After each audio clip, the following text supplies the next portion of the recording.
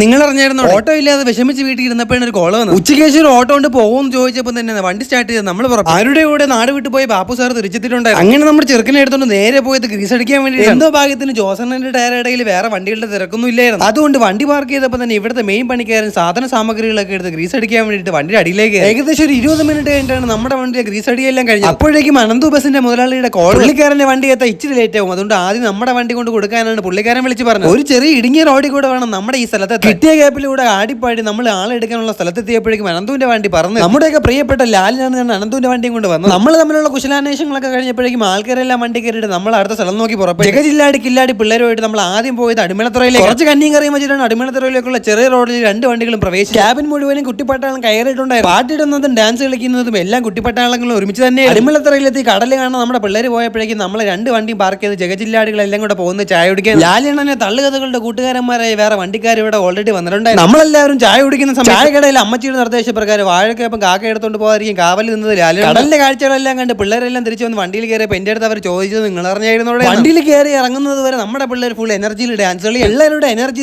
കൂടുതലായതുകൊണ്ട് അടിമലത്തുറയെന്ന് കോവളത്തെത്തി സമയം പോലും നമ്മൾ അറിഞ്ഞു. കോവളത്ത് അത്യാവശ്യം വണ്ടികളുടെ തിരക്കുണ്ടായിരുന്നതുകൊണ്ട് വണ്ടി പാർക്ക് ചെയ്യാൻ ഇച്ചിരി സമയം. എന്നിട്ട് ആരും കാണാതെ കടൽ തീരത്ത് പോയി ഐസ്ക്രീം കുടിച്ചുകൊണ്ടിരുന്നപ്പോഴാണ് നിങ്ങൾ അറിഞ്ഞായിരുന്നു എന്ന് പറഞ്ഞ് എല്ലാവരും വിളിച്ചു തുടങ്ങി. കുടിച്ചുകൊണ്ടിരുന്ന ഐസ്ക്രീമിനെ കഴിഞ്ഞാണ് ഇപ്പോൾ ഉമാരി വിളിച്ച് വിളിയിലുണ്ട്. തിരിച്ചു വണ്ടിയിലേക്ക് പോകുന്ന വഴിക്കാണ് വണ്ടിക്കകത്ത് വേറെ ആരും കയറ്റില്ലെന്നുള്ള രീതിയിൽ കടവാവലിനെ പോലെ ലാലിയുടെ വണ്ടിയുടെ മുമ്പിൽ നിൽക്കുന്ന കാഴ്ച. നമ്മുടെ വീഡിയോ എല്ലാ ദിവസവും കാണുന്ന ഒരു പയ്യൻ വന്ന് കുറേ നേരം സംസാരിച്ചുകൊണ്ടിരുന്നപ്പോഴേക്കും നമ്മുടെ വണ്ടിയിൽ വന്ന ആൾക്കാരെല്ലാം തിരിച്ചു വന്ന് വണ്ടിയിൽ കയറിയിട്ട് അങ്ങനെ അടിമലത്തുറയിലുള്ള കടലും കോവളത്തുള്ള കടലും കണ്ട് നമ്മുടെ പിള്ളേരെ തിരിച്ചുകൊണ്ട് ആക്കാൻ വേണ്ടിയിട്ട് പോകാൻ. പിള്ളേരെ തിരിച്ചുകൊണ്ട് ആക്കേണ്ട സ്ഥലത്തേക്കുള്ള ചെറിയ റോഡ് കയറുമ്പോഴാണ് പ്രയാസം. ചെറിയൊരു ബ്ലോക്ക് ഒക്കെ ഉണ്ടാക്കിയാണ് അനന്തുവിന്റെ വണ്ടിയും കൊണ്ട് ലാലിയാണ് ഈ ചെറിയ റോഡിന്റെ അകത്ത് കയറിപ്പോയി. 2 വണ്ടികൾ ഒരുമിച്ചിട്ട് നെയിം ബോർഡ് ആക്കിയിട്ട് ഓക്കലൊക്കെ ഇട്ട് പിള്ളേർ ഡാൻസ് കളിച്ചിട്ടാണ് നമ്മൾ ഈ ട്രിപ്പ് എൻഡ് ചെയ്തത്.